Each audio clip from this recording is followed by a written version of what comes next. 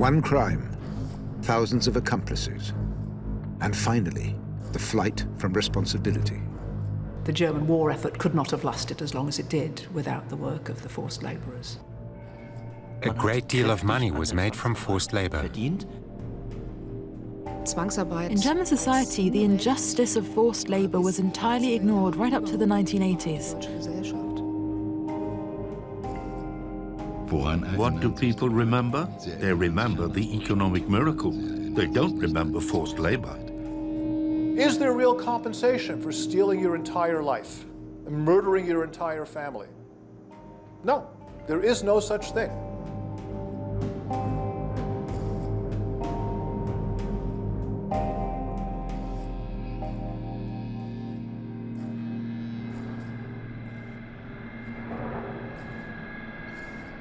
The end of 1944. In both the West and East, Germany's enemies continued to advance. The war was lost, yet Hitler's Wehrmacht fought doggedly on.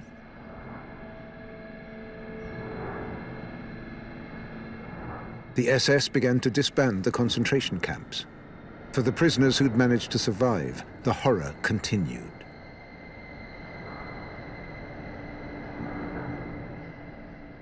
The people in the camps are being brought closer into the interior of the Third Reich. Many of them are quite unwell, quite weak already. And so there's a great deal of just death from that. People who can't keep up in those marches, the stragglers are shot by the guards. There's the chaos everywhere that's going on. One of the prisoners on the so-called death marches was Norbert Wollheim. My name is Norbert Wollheim, born on April 26, 1913, in Berlin, Germany. Wollheim was a Jew. From September 1941, he was a forced laborer in a factory in Berlin. In March 1943, he was deported to Auschwitz with his wife Rosa and his 3-year-old son, Uriel Peter. Rosa and Uriel Peter were selected immediately on arrival.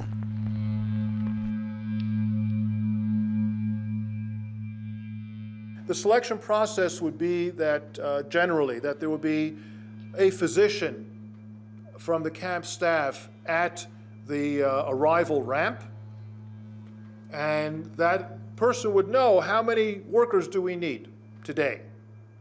And the trains would arrive, and they would then, by looking at someone, decide, are you going to work or are you going to be killed? And this was the moment when I was separated from my wife and my child. And this is where my wife then said, well, this is the moment I was afraid of. As long as we were together. And sure enough, this was the last day I have seen her and my child. Norbert Wollheim was moved to Auschwitz-Monowitz with thousands of other people. This was a new part of the Auschwitz camp complex, where prisoners were put to work producing synthetic rubber for IG Farben. Those who perform forced labor then can go through subsequent selection processes. And because every day, in the morning and the evening, there's a roll call. And every day you see who's weak and who's sick and who can't do this and who didn't show up because they couldn't get out of their bunk because they're sick. And those people are then also selected to be murdered. 25,000 prisoners died at the IG Farben construction site. IG Farben was a conglomerate of different German chemical companies. Norbert Wollheim worked as a welder. You were really a slave. You were rented out by the SS to IG Farben. I was therefore a slave working for the benefit of the SS for IG Farben, and I was aware of the fact that I was allowed to live only as long as I was able to do this kind of work. The moment I became weak, or the moment I would contract any illness, and so that was the end.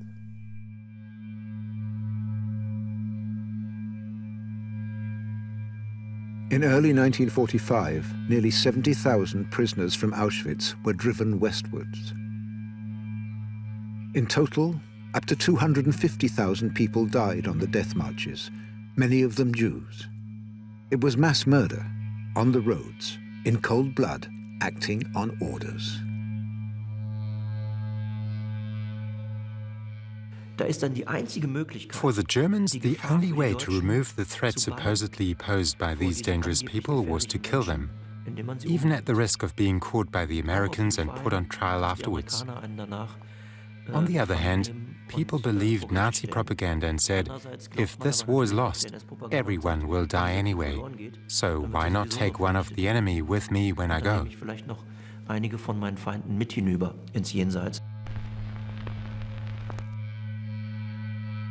The only people the SS left in the camps were those who could no longer walk. Many of them were so weak that they died in the days after liberation.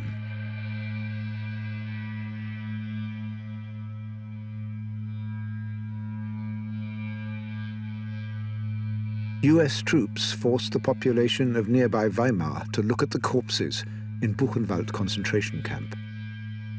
Many Germans later claimed that they had known nothing of the crimes that were committed. Yet the half-starving prisoners were often marched right through the towns to their place of work for years on end.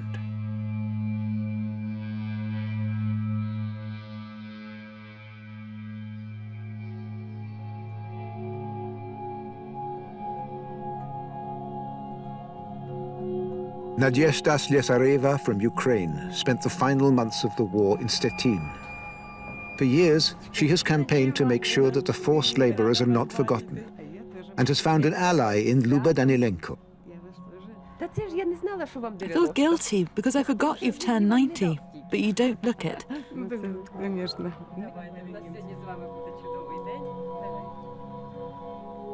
Nadezhda Slessareva was 13 when she was forced to travel to Germany with her aunt, on foot, through the decimated Ukraine. People had been strung up. I don't know who they were or why they had been hanged. My aunt tied a cloth over my eyes, but I could see their feet. I'll never forget that.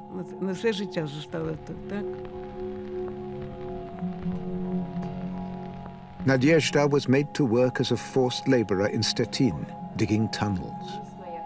Around 2.5 million civilians from the Soviet Union shared a similar fate. Half of them were women, and many of them were children.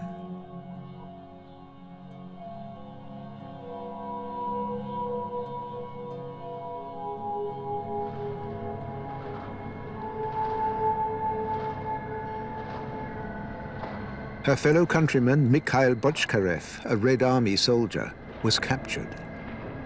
In 1941, aged 19, he'd volunteered for the Red Army, for the artillery. He was wounded, taken prisoner, tortured, and finally sent to Buchenwald concentration camp.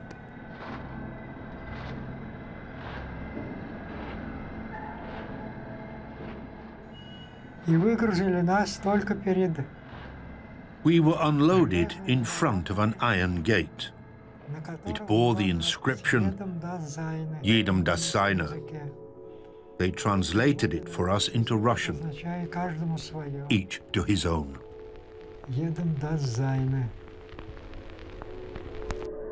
As pictures after liberation showed, Buchenwald became a camp of the living dead. Mikhail Botchkarev was put to work building an armaments factory. The death rate at construction projects like this was extremely high, also because the SS systematically starved the forced laborers.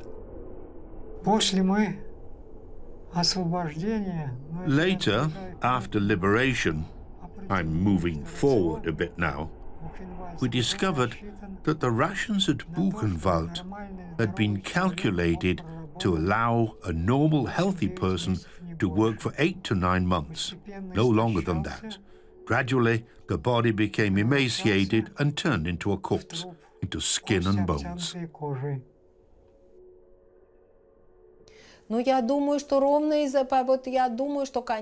This is because Soviet prisoners of war were regarded as enemies. At the end of the war, they were in a situation that amounted to annihilation.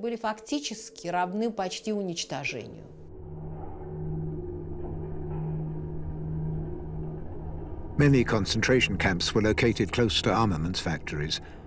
As a result, they became a target for Allied bombers. In August 1944, Buchenwald was hit.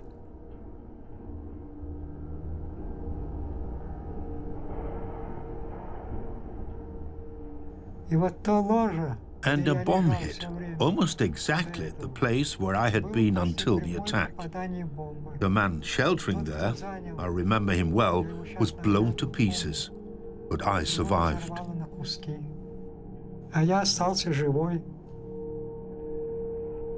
The bombs were followed by the next horror. Concentration camp prisoners could now be dangerous witnesses against the SS. Many were murdered shortly before liberation. And Hitler's Reich continued to shrink. Hundreds of thousands of forced laborers were moved into the interior of the country. There was no longer any work for prisoners or for civilian forced laborers.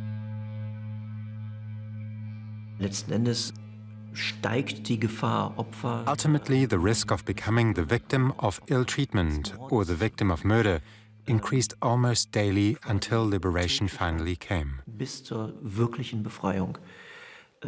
We should never forget that a majority of the forced laborers who were killed in the territory of the Reich were in fact murdered only in the final weeks or months of the war.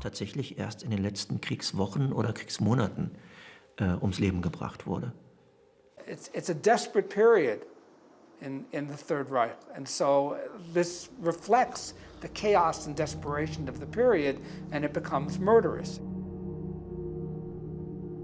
Arnsberg Forest in the Sauerland region.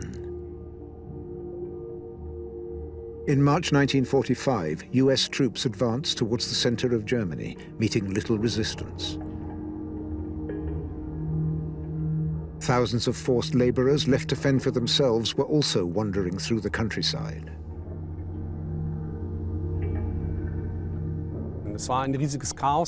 There was total chaos in this region in March 1945. Thousands of people were marching through here in just a few days.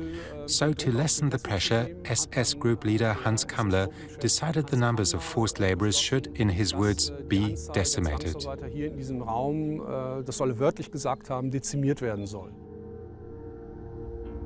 Between the 20th and the 23rd of March 1945, more than 200 forced laborers were murdered by the Wehrmacht and the SS, with the prospect of liberation just round the corner.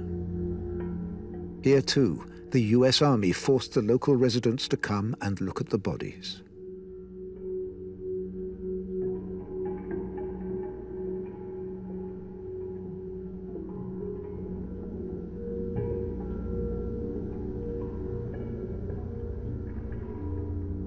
Werner Lose was 15 years old then.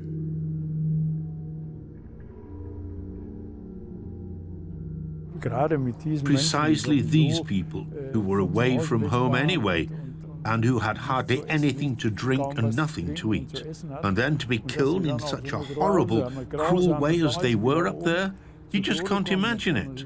You can't forget it. That image will stay with me forever.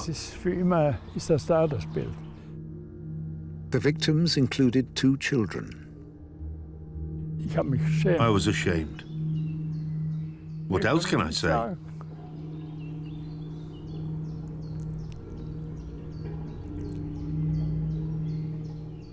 Massacres such as these took place everywhere in Germany. Historians estimate that there were about 400 in total, with thousands, if not tens of thousands of victims.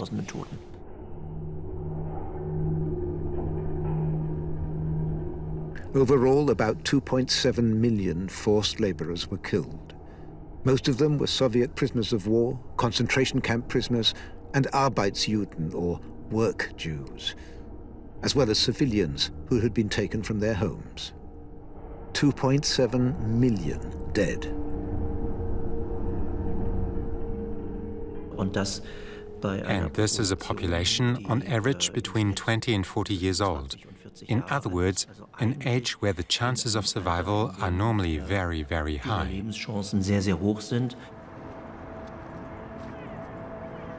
Westhausen Cemetery in Frankfurt am Main. Over 4,500 Italian soldiers are buried here. In 1943, Italy left the alliance with Hitler's Reich. More than 600,000 Italians were then brought to Germany as forced laborers. One of them was Dante Danti. He arrived in Germany in 1943. A year later, he was dead. In October 2019, his niece Lorena and his great-nephew Andrea transferred his remains to Italy.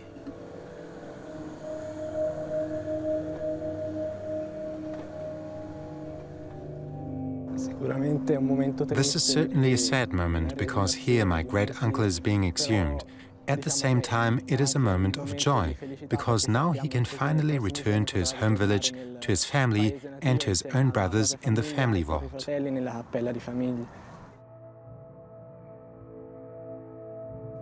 Born in 1919, Dante Danti volunteered for the Mountain Corps at the start of the war.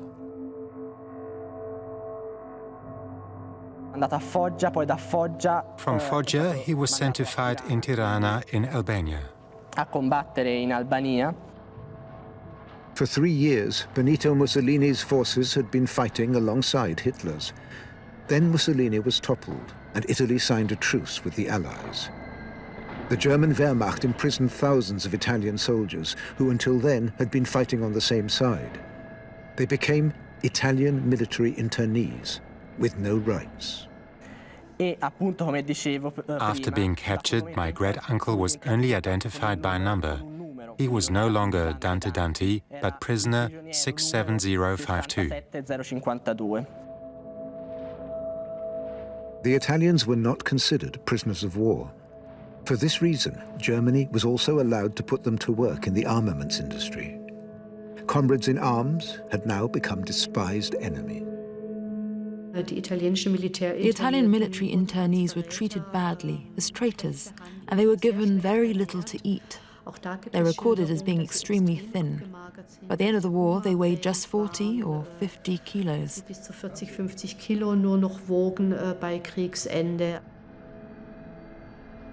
Dante Danti was made to work for a mechanical engineering company in Ludwigshafen. On July the 22nd, 1944, he was killed in a US air raid. Forced laborers were not allowed into the air raid shelters used by Germans.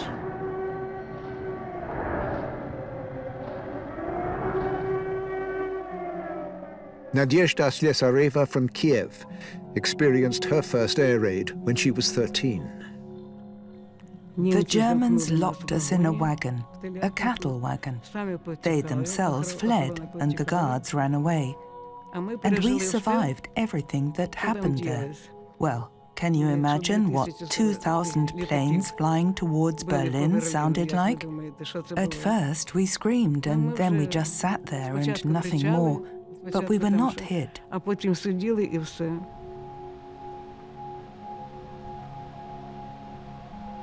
Nadezhda was adopted as a young girl by her aunt Lena and her husband Marcel, who, like Nadezhda, were forced laborers in Stettin in 1945. There are no photos or documents relating to Nadezhda from this period. A workbook for foreigners. She's only mentioned in her adoptive father's workbook. Her name is not given. With one child. That's me. Did they have no children of their own? No. Her real father had been a victim of Stalin's terror. Her mother was in a Soviet prison. In Germany, Nadezhda was forced to toil in a quarry until her German employer, Walter Kuck, ordered her to work in his private household. He could see that we were suffering terribly in the camp, that it was very difficult for us. It was murderous work. We were exhausted. We were fed very badly. It was, after all, just before the end of the war. At the end of April 1945, Stettin was liberated by the Red Army. Nadezhda and her adoptive parents moved to Poland, the homeland of her adoptive father. For a long time, the full extent of the suffering caused by the Nazi policy of forced labor was suppressed in Germany. Even allowing for 1.5 million, possibly double-counted, at least 13 million civilians, captured soldiers, and concentration camp prisoners were forced to work for the Germans.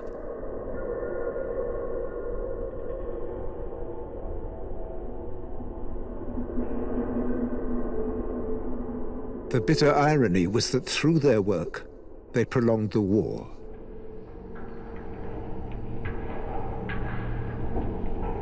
The German war effort could not have lasted as long as it did without the work of the forced labourers. They were a crucial part of the workforce in industry, in agriculture, across the board, that enabled Germany to fight as long as it did. May 1945, Berlin was taken, Hitler was dead, and the war was nearly at an end.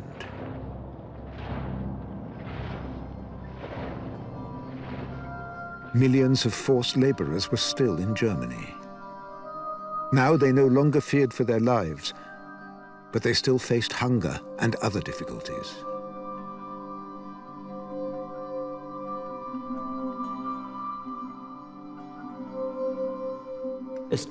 There was looting too, though you have to say that pretty much everyone looted after being liberated.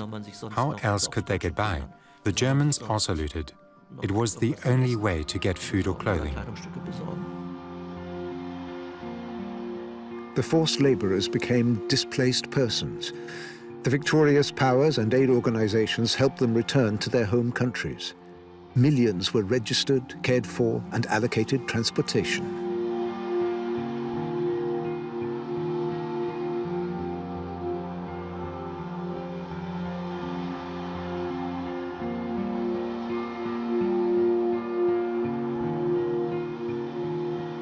Joy on the return home to France. For forced laborers from Western Europe, the period of suffering came to an end.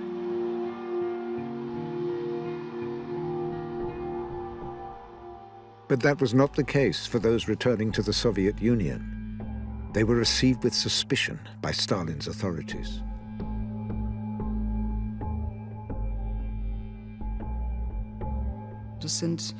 They were collaborators. They were people who had worked for the Germans, who were not regarded as victims, but as potential enemies of the Soviet state.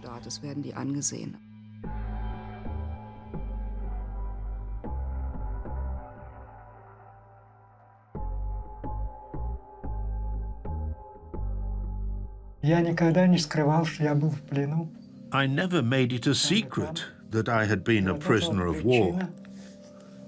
And that was probably also the reason why no one took me on. Not only in the depot, but also in factories numbers 163 and 740. I wanted to die. The fate of this former railway worker was shared by millions of Soviet citizens. I couldn't understand it. There, the SS needed me. I was put in a concentration camp. But here, back with my own government, I was useless and was not allowed to work. Mikhail Botchkarev married his teenage sweetheart, started a family, and in 2001 received compensation from Germany for the time he spent in the concentration camp. Anyone who surrendered with a weapon in their hand was seen as a traitor. That's why these people were subjected to extremely stringent monitoring. They included officers who were prisoners of war, for example. Many of them ended up in the Gulag, in Stalin's camps. The Eastern workers, the Ostarbeiter, were also interrogated. The communists called this filtration.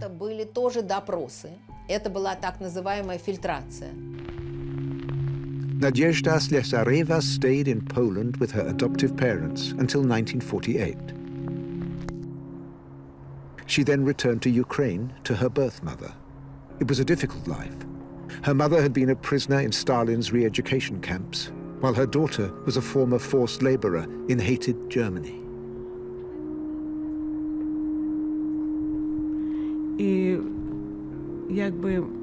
Somehow, I always felt uncomfortable about the fact that I had been in Germany. Because people always said very bad things about the girls who had been in Germany, even though I was a bit younger than they were.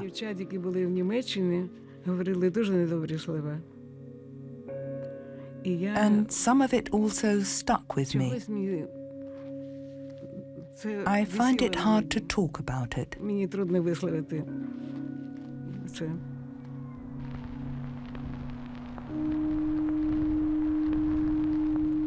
Nadezhda was branded the daughter of an enemy of the people. Even so, she succeeded in obtaining a doctoral degree. She married and had 2 daughters. As a pensioner, she works for an organization supporting victims of the Nazi regime and founded a center for women traumatized by totalitarian regimes. I want to say this. The generation that had to suffer all of this can't separate them. It wasn't just Germany. We, this generation, are the victims of 2 totalitarian regimes. My generation.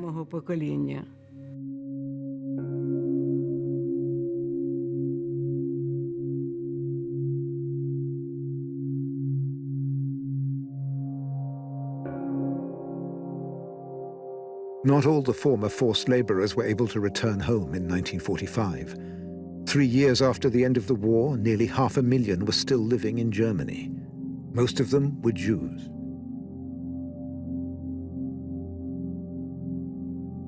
They found themselves facing a new reality, and that is that their homes had been murdered. Not just the physical people, that much of their family is gone and their friends are gone, but what they conceptually saw of his home is gone, is an ocean of blood.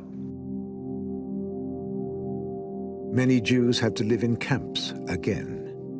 They were not prisoners, but it was not clear where they would live in the future.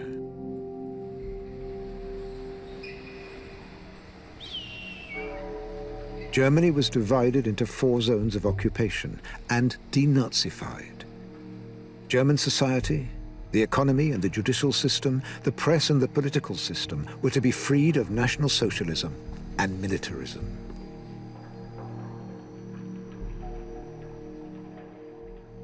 In November 1945, the trial began in Nuremberg of the men known as the principal war criminals. Of the 24 defendants, 12 were sentenced to death.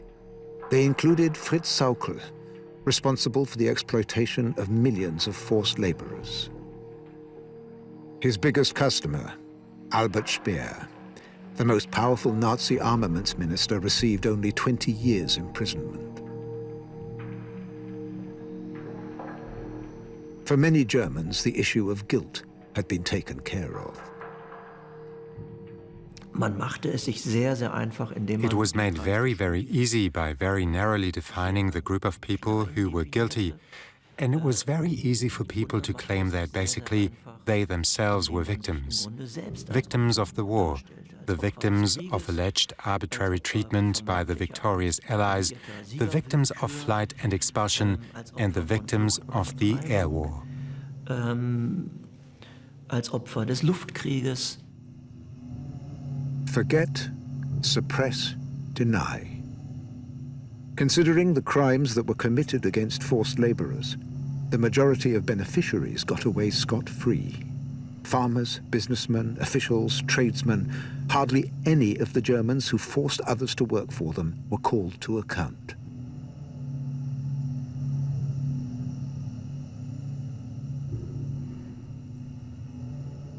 The crime of forced labor has never been the subject of a proper legal process. only a few major industrialists were brought to trial. Some former Nazi directors, including the management of IG Farben, were found guilty of using forced laborers. However, all of them, like Alfred Krupp, for example, were soon released. The early release or rehabilitation of war criminals at every level meant that no one was forced to confront their own guilt. And in principle, they were also given carte blanche in society, since they had atoned for their guilt if indeed they had been guilty in the first place. Dass die Schuld, wenn sie denn da gewesen war, damit auch abgegolten war. The majority of Germans regarded themselves as victims. Victims of the bombing raids, of expulsion, of the cruelty of the victors. Indeed, most Germans did suffer hardship in their everyday lives in the years immediately after the war. The German economy also appeared to have been razed to the ground. Die Zerstörung gab's natürlich, aber of course there was a lot of destruction. But it's incredible how much of the German economy was not only left intact in 1945, but how much it had grown. Compared to 1939 or even 1936, these were very impressive figures and results. The pressure to produce ever more and better weapons had led to a modernization drive in industry. Forced laborers and lucrative armament contracts made many companies rich. In 1945, mining, iron, steel, and mechanical engineering companies had assets worth 20% more in the West and 50% more in the East than before the war. The German economy was one of the most modern in the world. Not only during the war, but also quite soon after the war. Many things had been hidden away. Many industrial facilities had survived the bombing raids in bunkers and underground tunnels and were ready for use in rebuilding Germany after the war. The victorious Allies split into two groups, separated by what became known as the Iron Curtain. Germany was divided, and both sides had problems dealing with their responsibility for the injustices of the Nazi era. The German Democratic Republic in the East regarded itself as being anti-fascist per se. Old Nazis were only to be found in the West. The conflict between East and West encouraged the desire to forget what had happened on both sides of the new border.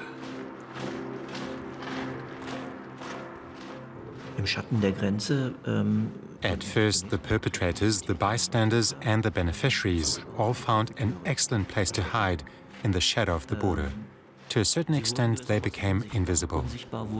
But the victims of forced labor were also unseen. The millions of forced laborers and the Holocaust survivors who played no role in public discourse during the 1950s. In the German Democratic Republic, the possibility of paying compensation to forced laborers was never discussed. In the Federal Republic, the question of compensation was simply deferred. This was an achievement of the Adenauer government with the London Agreement on German external debts. The agreement stated that compensation only needed to be paid after a reunified Germany had signed a peace treaty.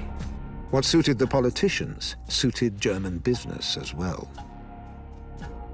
Well, basically, the London Debt Agreement neatly allowed German industry to evade responsibility by stating that the final question of compensation and reparations would be linked to a peace treaty.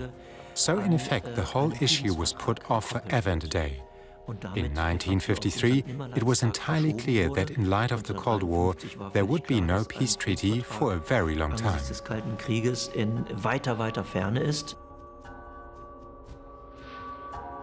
Even so, Norbert Wollheim, the Jewish forced laborer who had survived Auschwitz, pressed charges against IG Farben and demanded compensation for his suffering, as well as the wages that he had not been paid. At first, he was offered 10,000 Deutschmarks. In the German papers, there was an outcry, even headlines, that I'm endangering German industry because not only I.G. Farben had taken slave laborers, but also Krupp and the others, and Mercedes. I.G. Farben took the case further, and the ensuing legal battle went on for years. The chemical giant refused to admit any responsibility. Whether it's I.G. Farben or Krupp or anybody else, they know what's going on. And certainly by 1942, they have a very good idea that these people are being killed systematically. And the ones who no longer can work for them, the next stop is a murder station. They know that very well. Finally, both sides agreed to a settlement.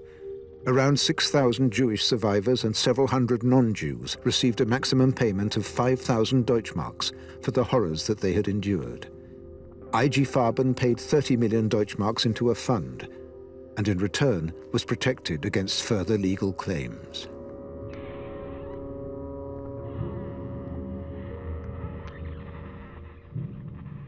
In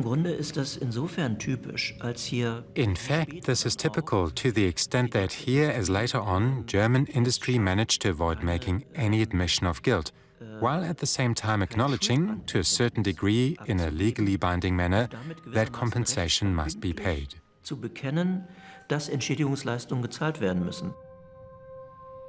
Norbert Wollheim's case led to the first large-scale compensation payment to former slave laborers who worked for the Nazi regime. Wollheim emigrated to the USA and died in New York in 1998. There are almost no other comparable success stories.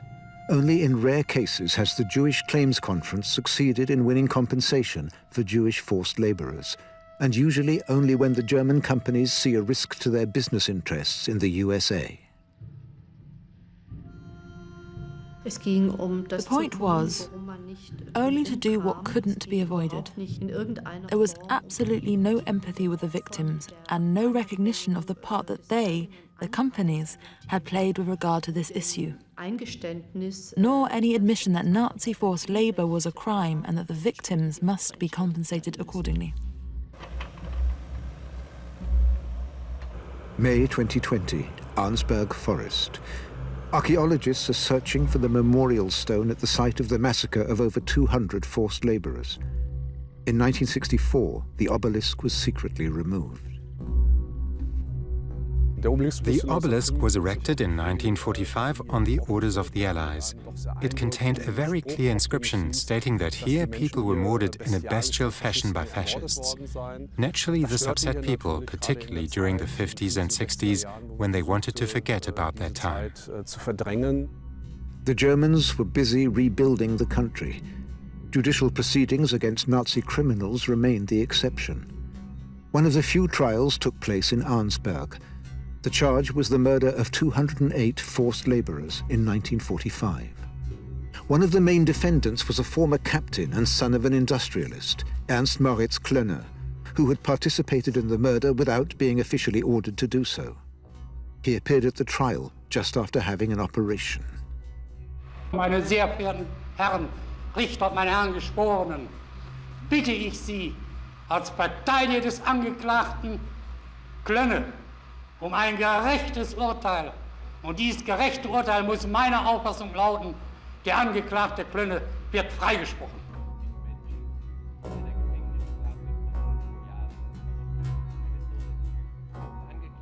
Most of them had very good positions in society as public officials or teachers. They were highly regarded citizens, and Klönne too was the local shooting champion. Ich verkünde das Urteil des Schwurgerichtes im Namen des Volkes.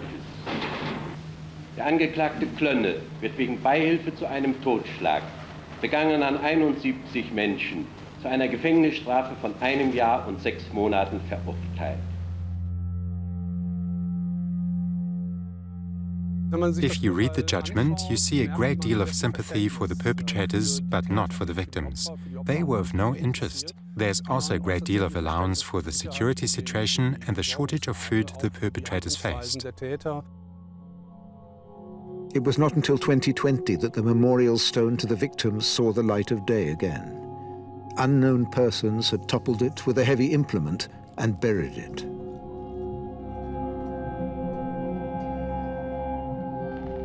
Hardly anyone wants to face it, and yet forced labor was the most publicly visible crime of the Nazi era. It caused the deaths of 2.7 million people. Many of the survivors suffered for decades afterwards. Most died without ever hearing an apology or receiving compensation.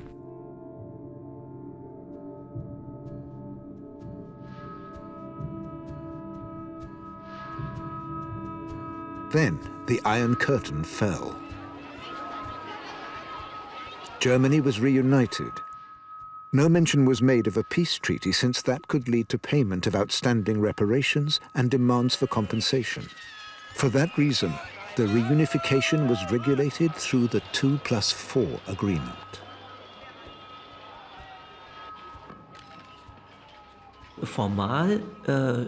Formally, the rules still applied. Compensation and reparations were deferred until goodness knows when. And with the 2+4 agreement, they had in effect been buried forever. That was supposed to be the end of it. But then the Jewish Claims Conference brought up the subject again, saying, well, actually, the 2+4 agreement is a bit like a peace treaty. So we'd like to talk about the issue of restitution again.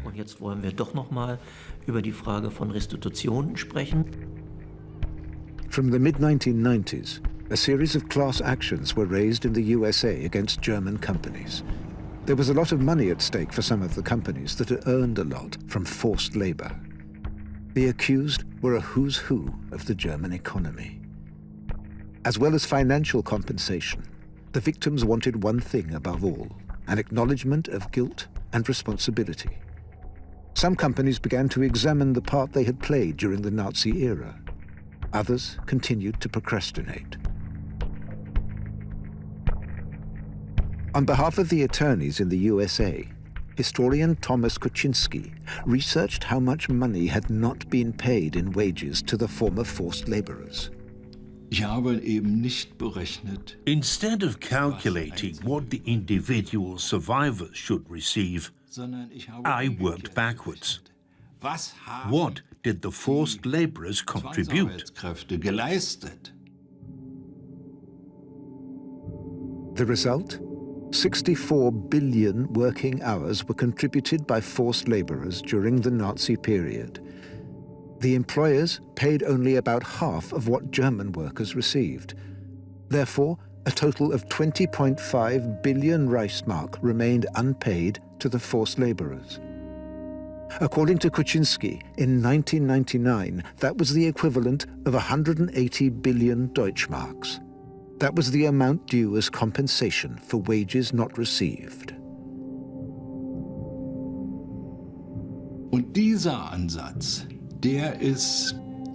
This approach was never really implemented. The point was that this was not just a simple compensation issue. Everybody knew it was about the company's obligation to pay.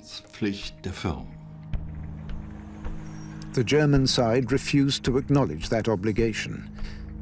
In the USA, the pressure on Germany was increased, with campaigns, legal action, and legislation. Yet the German federal government and industry refused to cooperate. Finally, a compromise was negotiated. Compensation would be paid, but only under one condition. When it became clear that it would be impossible to avoid paying compensation, German industry had one main goal, namely that there would be legal indemnity, and that with this one-off ruling no more demands could ever be made. In 1999, more than 4 decades after the end of the war, German and US government officials, victims groups, attorneys, and industry representatives haggled over the amount of compensation to be paid. Major groups of victims, such as prisoners of war, were excluded right from the start. Ultimately, the only thing that mattered was money. It would have been too expensive. They didn't want to have to pay money to them as well. There is some money given and a feeling that of trying to make it okay, but there's so much more to it. And there is so much suffering and things that you really can't be compensated for. It was a laughable gesture that cost nothing, really nothing. Even if it had been 10 billion, that was nothing compared to what was really owed. In August 2000, the Bundestag in Berlin founded the Remembrance, Responsibility and Future Foundation. Compensation payments were processed via this foundation. The work performed by the forced laborers would have been worth 180 billion Deutschmarks. In the end, just 10 billion was paid. In return, the USA waived reparation payments, US attorneys dropped their class actions, and the German economy gained legal indemnity. And here's some kind of a dirty deal. We'll give you what you want, but then that's it, you can't come back anymore. And that's painful. That's painful because it's not a business deal. It's a moral issue. It's a question of what is right and what is wrong. The German federal government and the German economy each paid 5 billion Deutschmarks into the compensation fund. The money was distributed according to an agreed set of rules. Prisoners of war, Italian military internees, and domestic workers in private homes received nothing. Forced laborers who worked in agriculture only received money if funds were still available. Forced laborers who had survived the concentration camps and who were still alive received a maximum of 7,700 euros.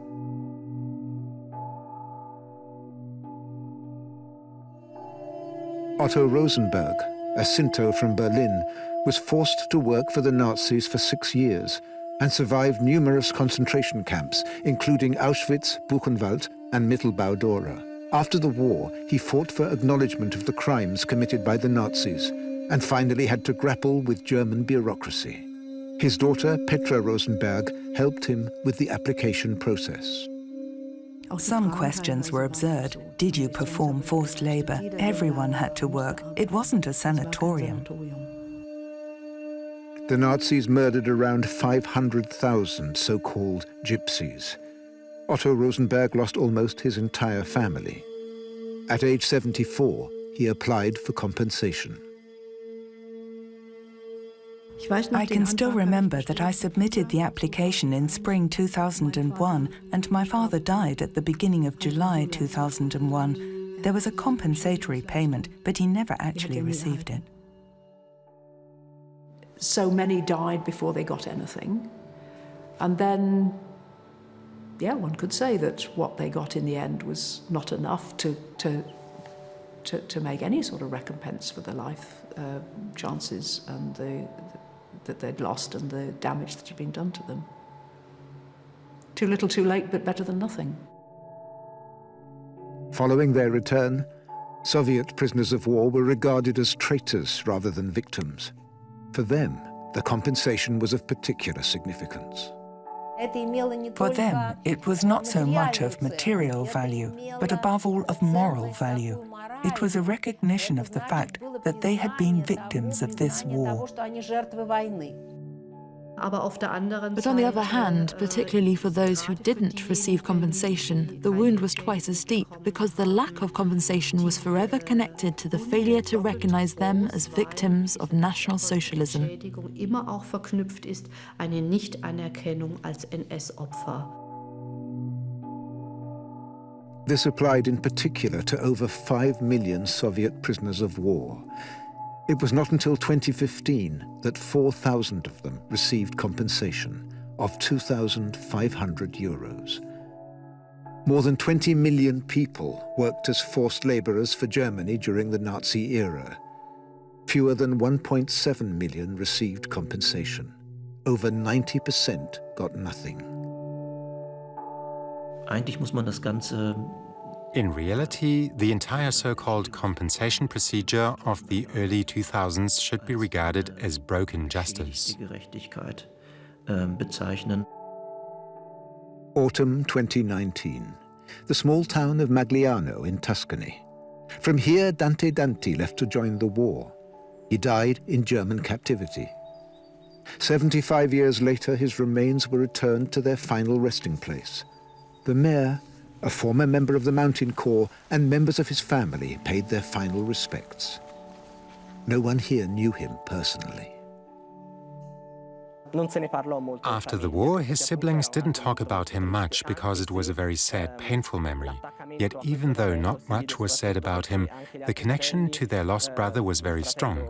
Dante's brother, Roberto, even named his son after him. The family paid 2,200 euros for the transfer of Dante Danti's remains. They received no support from Germany. Nadezhda Slessareva campaigned for the issue of forced labor to be reappraised, and together with others erected this monument. She received compensation totaling 5,500 Deutschmarks.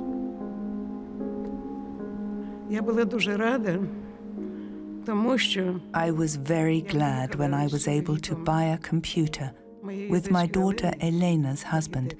He's an architect. And why did we need a computer? To produce books. Together, we have written 5 books. The memories of more than 1,000 forced laborers have passed through that computer.